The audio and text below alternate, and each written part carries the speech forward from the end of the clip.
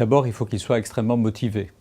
Et ça, c'est très important parce que ça n'est pas facile de mener un double cursus. Deuxièmement, il faut qu'ils aient compris très tôt que la médecine de demain et celle déjà d'aujourd'hui associe la recherche la plus fondamentale qui irrigue les progrès de la recherche clinique. Troisièmement, il faut qu'ils aient aussi une idée très tôt, et c'est ça la difficulté, de quelle spécialité ils vont faire, surtout pour ceux qui s'engagent dans une thèse de sciences au milieu de leurs études de médecine avant même l'internat, où là les étudiants sont un peu plus orientés.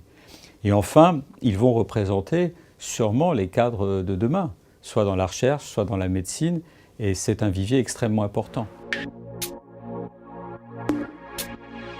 Ils amènent une transversalité, ils amènent une manière particulière de réfléchir aussi à la pratique médicale, et pour les laboratoires de recherche, la place des médecins est extrêmement importante quand on travaille sur la biologie et la santé. Donc ils ont une vision globale et d'ailleurs une forte responsabilité, sûrement des choses pour eux difficiles à appréhender parce qu'ils sont aussi parfois très tôt dans leur cursus.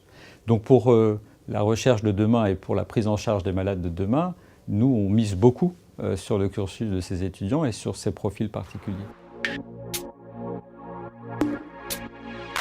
D'abord parce que nous avons fait le bilan des 10 premières années. Dès que j'ai pris mes fonctions à l'INSERM, avec M. Braud, nous avons décidé de poser les choses et de voir ce que nous avions fait.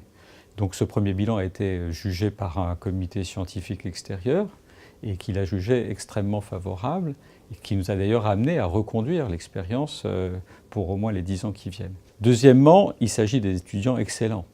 On a maintenant un recul.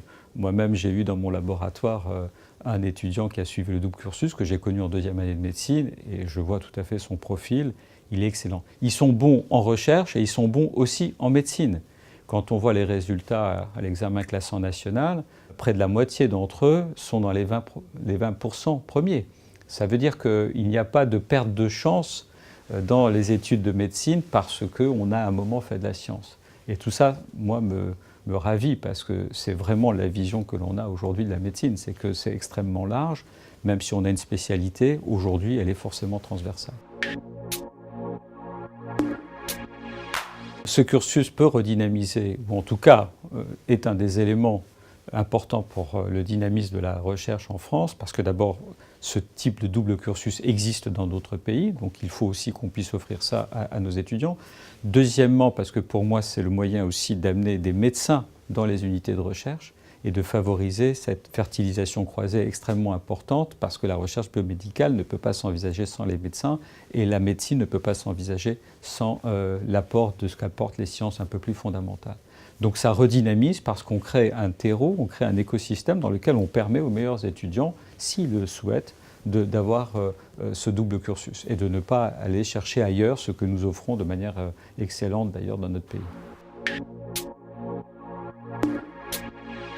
Nous avons, dès le début, pensé qu'il était important de maintenir le dispositif, donc de le renouveler, mais aussi de l'étendre. Et nous étions avec M. Braud tout à fait d'accord là-dessus. Pourquoi? Les internes, quand ils ont fini leur double cursus, se retrouvent chefs de clinique, ont beaucoup de charges évidemment cliniques, mais parfois c'est là où ils sont aussi très productifs, c'est là où ils ont leur autonomie et ils veulent poursuivre leur activité de recherche. Donc d'avoir un temps protégé pour la recherche, en accord avec les services qui les emploient, avec l'université, pour leur permettre de rester au laboratoire et de poursuivre plus que leur formation, d'être aujourd'hui, s'épanouir complètement après la formation qu'ils ont eue, est très importante. Et donc, dès 2017, il y aura 4 propositions pour des postes de chef de clinique avec un temps protégé de recherche.